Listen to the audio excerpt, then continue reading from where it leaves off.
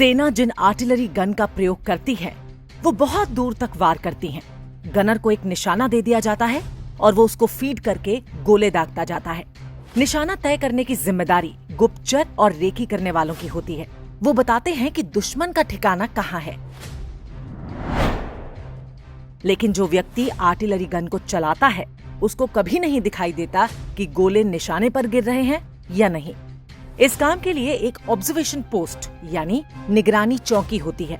Observation post वाला फौजी दुश्मन के इलाके में घुसकर एक ऊंची जगह बैठ जाता है और गनर को करेक्शन भेजता है कि गोले 200 मीटर आगे डालो या 50 मीटर दाएं। बिना ऑब्जर्वेशन पोस्ट के आर्टिलरी अंधी होती है। निर्णय लेने अर्थात डिसीजन मेकिंग के लिए दो बातें जरूरी होती हैं। पहला, नॉलेज यानी गनर को मिला हुआ सही निशाना, और दूसरा फीडबैक यानी निशाने पर समय समय होने वाले बदलाव जिसे करेक्शन कहते हैं।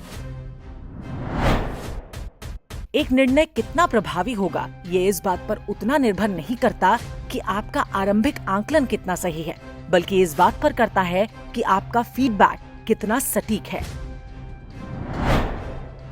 सरकारी क्षेत्र के उपक्रम अक्सर क्यों असफल होते हैं? आखिर प्राइवेट कंपनियां भी तो प्रोफेशनल्स को हायर करती हैं। न तो अंबानी को पेट्रोकेमिकल का साइंस पता है, न ही एलन मस्क कोई स्पेस साइंटिस्ट हैं। तो सरकार प्रोफेशनल्स को हायर करके बिजनेस क्यों नहीं कर पाती? एलन मस्क अगर स्पेस में कॉलोनी बनाने या स्पेस ट्रैवल में निवेश करता है तो वो ये रिस्क अपने पैसे से ले रहा है। अगर ये अच्छा निर्णय हुआ तो वो और धनी हो जाएगा। निर्णय अगर गलत हुआ तो उसके पैसे डूब जाएंगे। ये एक ऐसा फीडबैक है जिसकी अनदेखी एलन मस्क अधिक देर तक नहीं कर सकता।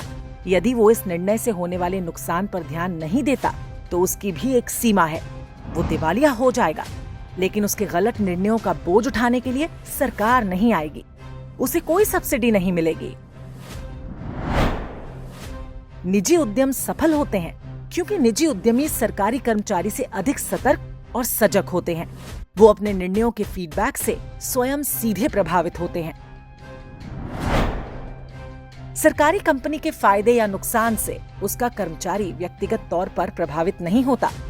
गलत निर्णय निजी व्यापार में भी लिए जाते हैं, नुकसान वहां भी होता है, पर आप उनके बारे में नहीं जानते। वो बिजनेस बंद हो चुके होते हैं। सरकारी बिजनेस बंद नहीं होते, वो घाटे में भी चलते रहते हैं क्योंकि उनके परिणाम आर्थिक से अधिक राजनीतिक होते हैं। वहाँ काम करने वाले वोट बैंक बन जाते हैं और सरकार पर दबाव बनाते हैं कि कंपनी बंद नहीं होनी चाहिए, उनकी नौकरी नहीं जानी चाहिए। सरकार अगर उस कंपनी को किसी उद्योगपति को बेचकर पैसा निकाल ले तो मीडिया शोर मचाता है कि सब कुछ अंबानी अडानी को बेचा जा रहा है।